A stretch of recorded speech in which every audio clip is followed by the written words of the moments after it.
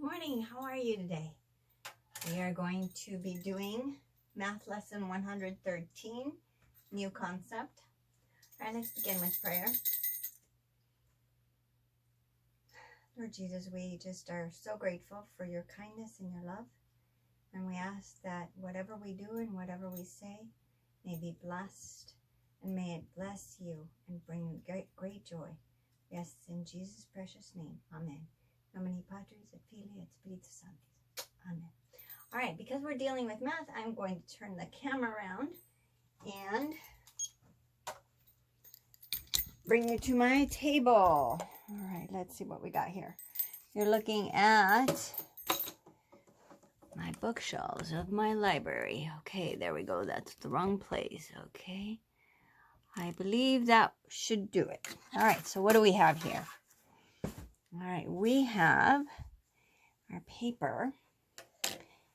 I don't know if you can, how well you're going to be able to see it, but here we go. And what do we have on this paper? What do you notice? Yep, there's a place for your name. Good. What else is on there? Yep, lesson number. What's on the top? Mint date of pennies. Okay, well, does anybody know what mint date means? Yep. Yes, pretty much. It's a little date that is in each penny. Now, I don't have pennies, but I do have dimes. So let's take a look at my dimes. And each of these dimes and each coin will have a date on it. And that date right there is pretty much like its birthday, what date it was created, what date it was made.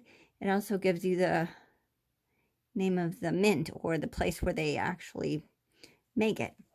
All right, so it says mint date of pennies, and I'm gonna use dimes instead of pennies, but it still will work. And I'll go ahead and cross that out because it won't be pennies for me, it will be dimes. And then what else do we notice up here? There are boxes, and then it has dates. Before 1980, 1980 to 1984. What do you notice about these dates? Yeah, look at that. They are in increments of 5 years. Did you say it's not 5 years? Let's see. Let's start with 1980. 1980, 1981, 1982, 1983, 1984. Yep, 5 years. We have to count that date too. Okay, so they're in increments of 5 years each. But it goes 2005. So what I'm going to do with mine, I'm going to cancel this one. And I am going to put 2010 because we are now in 2020. And this one I'm going to, whoops, no, I'm not going to put 2010 because that would be 6 years. So let's do 2009. And on this one, this box over here, I'm going to write 2010. And we're going to have a 10-year box right here. 2020, the year that we are currently living, right? All right, so now that we have that, I will go ahead and take a look at the rest. Now we have something down here. You guys recognize what this is. This is a chart. And we have numbers on this side. What is our, what's this part right here? What are the increments growing by? Yep, by twos. 0 to 2, 2 to 4, 4 to 6. So we're counting by twos over here. And what about over here? Same dates as we have up here.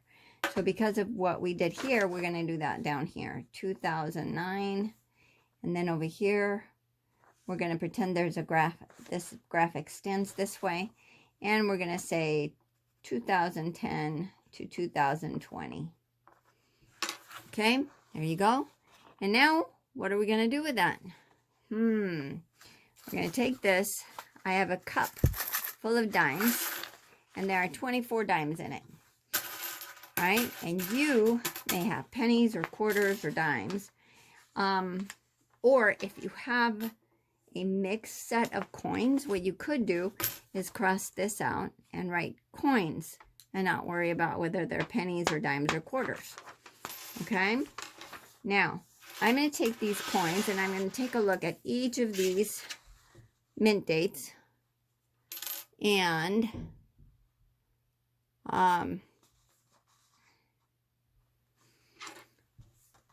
I will count them. And I will write down how many of each I have. Okay? All right? Now you do your own as well. Let me make sure I have this right. Okay. All right. So I have already separated mine. And this is what I have. I put mine on top so it was easier to sort that way. If we had been in school, you would have each received 2 pennies each. And then we would have taken a tally, right? But since we're not at school and we're going to do it our own way, let's see.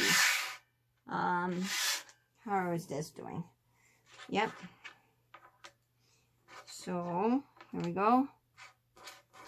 And this is how my coins fall. I already looked at the mint dates, and I've already figured out where they are located. And this is what I have. I have 6 pennies that have a mint date before 1980. Most of mine are, in fact, all of mine are in 1970s. And this one right here, I have nothing. And then here, I have 2. And in between these dates, I have 4 and 5 here, and 3 here, 2 and 3, as you obviously see. Now, what I'm going to do, though, is I am going to write down up here with tally marks how many I counted of each. So because I have 6, I am going to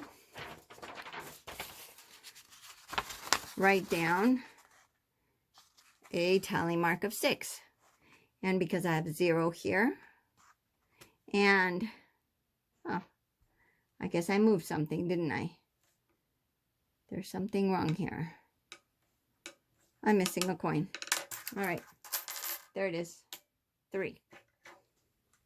Nope, it should have been 2. I just miscounted. There we go. Okay, 2 to represent these right down here. So these are our concrete items. You can actually touch them and manipulate them. These are our abstract. These represent this. I had 4 in this column. I had 5 in this column. 3, 2, and 3. All right. Now, I'm going to go ahead and color my graph. Where do I start? Do I go from the bottom down? No, Mrs. Mayor, of course not. We go from the bottom up. As you can see, I've already done that, huh? So here is my representation, but what do you notice about this? This is an even number, therefore it goes right directly to the line. Nothing will show nothing. This is an even number, this is an even number, but this is an odd number. And this right here will only go to halfway up. See how that goes? Any odd numbers that you have will go only to in between my lines, right? All right. I can't wait to see all of your graphs. And then what I want you to do after you color it in, you can answer these questions. How many pennies were minted in the years 1985 through 1989? And you can look up here or you can look down here. How many pennies were minted after 1989? So you have to go, whoa, all these, right? And then which column has the most pennies? In my pile had this one the most pennies, so I have to write that down. And I'd write down before 1980. Is that good? All right. Have a blessed day. I hope this helps, and I hope you enjoy doing this activity, which was really very fun for me. All right, have a blessed day. Bye. All right, so this is my finished product. I went ahead and I filled in all the blanks right here. And I changed my title. Is now says dimes instead of pennies because I use dimes, remember? If you have coins, just use coins. All right, if you have quarters and so on, you could write that down. And now we have to look. What was our new concept? What is different about this that we just did? What did we just learn? Yes, I don't know if you can see this. I hope you can. Up right there. Created a graph with a scale of, here's our scale right there. This side right here is our scale. So the scale is, what were we counting by? That's right, with a scale of 2.